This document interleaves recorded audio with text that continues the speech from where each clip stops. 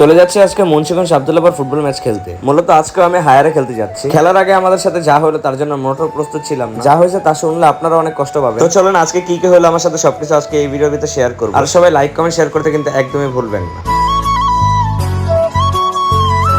আসসালামু আলাইকুম, কি অবস্থা, কেমন আছে সবাই? আশা করি সবাই ভালো আছে। নতুন একটা ব্লগ নিয়ে কিন্তু চলে এসে বললাম আমি আবার। আচ্ছা গাইজ, আজকে কিন্তু আমরা চলে যাচ্ছি আব্দুল্লাহপুর খেলতে। মূলত 2-3 দিন আগে আমাকে একটা ক্লায়েন্ট কল দিয়েছিল, বলেছিল ভাই আব্দুল্লাহপুর একটা ম্যাচ আছে, আপনাকে হায়ার আনতে যাচ্ছে। তখন আমি বলেছিলাম হ্যাঁ খেলে দিতে পারবো। তো যেই কথা সেই কাজ, আমরা কিন্তু এখন বের হয়ে গেছি আব্দুল্লাহপুর খেলার জন্য। তো এদিক দিয়ে কিন্তু আমি ইমতিয়াজকে নিয়েছিলাম, আর সামনে আমার জয় বন্ধু দাঁড়িয়ে আছে, আবার মুন্সিগঞ্জ কিছু ছোট ভাই আছে, ওরাও কিন্তু আসা পড়ছিল। মূলত খেলবো আমি একা, কিন্তু সবাইকে নিয়ে যাচ্ছে, কারণ সবাই বলছিল ভাই আমাকে গেলে নিয়ে যায়। বলতে না বলতে কিন্তু আমার জয় বন্ধু চলে এসে পড়ছে ব্রিজের উপরে, দেখতে পারছেন। এই যে এখন কিন্তু অটোতে নিয়ে আমরা ওই পার যাচ্ছি। আমাদের এলাকা থেকে আব্দুল্লাহপুরটা অনেক দূর। এই যে একটা সেতু পার হয়ে আরেকটা সেতু পার হতে হবে, সেটার নাম হচ্ছে মুক্তারপুর সেতু। তো এখন আমরা কিন্তু মুক্তারপুর সেতু সামনাসামনি চলে এসে পড়ছি। ওইখানে কিন্তু আমাদের ছোট ভাইরা চলে এসে পড়ছে, ওইখানে ওদেরকে নিয়ে একসাথে আমরা চলে যাবো আব্দুল্লাহপুর। আর ম্যাক্সিমাম সময় আমি মুন্সিগঞ্জ গেলে ওদেরকে আগে কল দেয়, কারণ ওরা প্রচুর পরিমাণ ভালোবাসে ভাই আমাদের। তো এই যে নাহিদ কিন্তু আমাদেরকে রিসিভ করতে চলে এসে পড়ছে, সামনেই কিন্তু একটা অটো আছে, ওই অটোতে আমরা চলে যাবো। কিন্তু একটু পর আমাদের সাথে যা হবে তার জন্য মোটর প্রস্তুত ছিলাম না ভাই। আমাকে ওই ক্লায়েন্ট বলছিল আব্দুল্লাহপুর আসতে, তো আমি কিন্তু আব্দুল্লাহপুর চলে এসে পড়ছিলাম। সেটা হচ্ছে মুন্সিগঞ্জ আব্দুল্লাহপুর। এখন যেটা শুনছি বলতেছে যে এই আব্দুল্লাহপুর না, সেটা হচ্ছে কেরানীগঞ্জ আব্দুল্লাহপুর। ওদিন আমি কলের ভিতরে বলতেছিলাম যে ভাই মুন্সিগঞ্জ আব্দুল্লাহপুর নাকি, সেটা কিন্তু একটু জানায়েন। তো মনে করছিলাম যে মুন্সিগঞ্জ আব্দুল্লাহপুর খেলা, তাই গুছিয়ে মুছিয়ে বের হয়ে গেছিলাম। মূলত আমি তাদের দোষ দিতেছি না, মূলত দোষটা হচ্ছে আমার, কারণ আমার আগে থেকে লোকেশনটা নেওয়া উচিত ছিল। যদি আগে থেকে লোকেশনটা নিতাম তাহলে কিন্তু এরকম ঝামেলার ভেতরে পড়তে হইতো না। আর যেখানে আসছে সেখান থেকে কেরানীগঞ্জ আব্দুল্লাহপুর যেতে কমপক্ষে 1 থেকে 1.5 ঘন্টা লাগবে, আর এখন বাইজে গেছে 5:30টার উপরে।